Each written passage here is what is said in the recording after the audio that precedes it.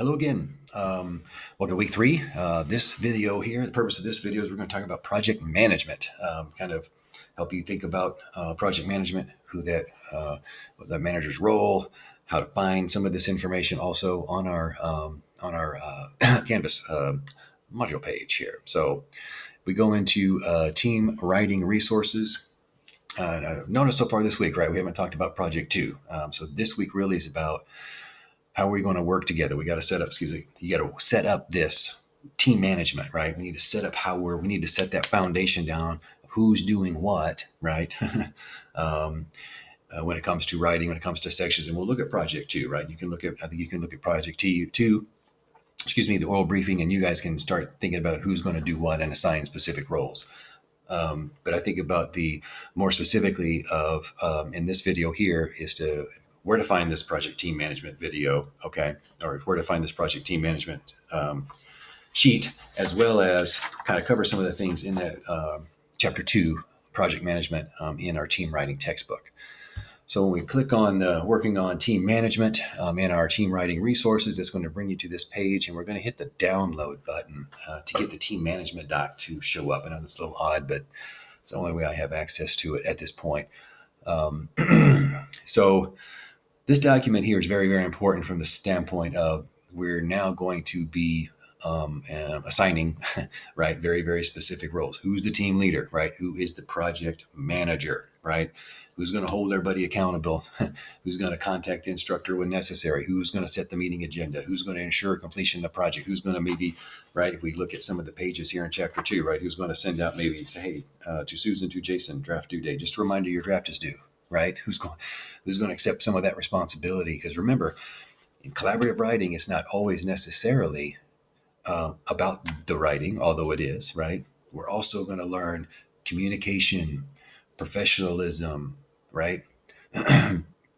Responsibility, respectfulness, listening, working together as a team to have a great experience. So you get those things down, the writing will take care of itself, right? The writing's much more pleasurable then, right? Everybody knows who's doing what. Everyone understands their role. Everyone understands it.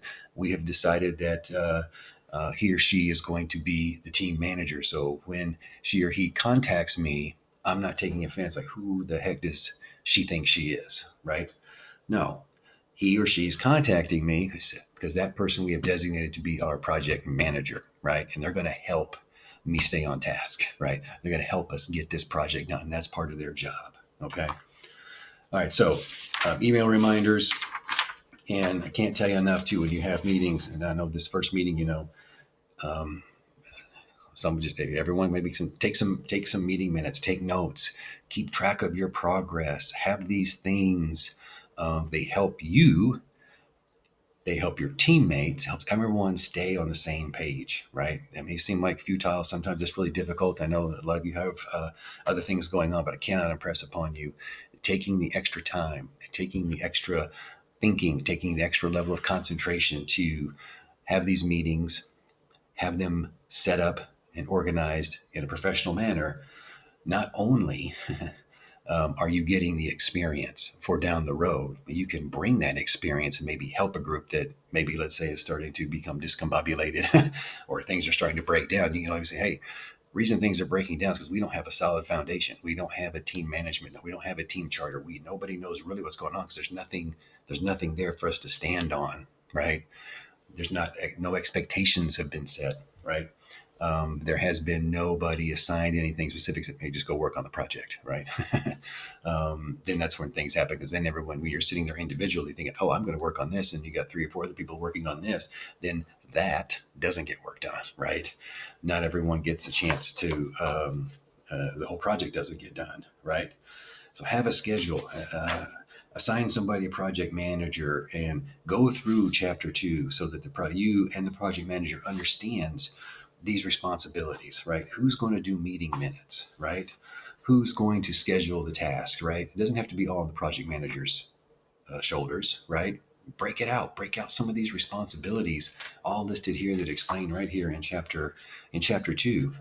The importance of this is you set the expectations early, right? And everybody understands what they're doing. Please take the time to do that in your meetings. I can't encourage you enough. I'd like to see this document soon, this weekend. Bye.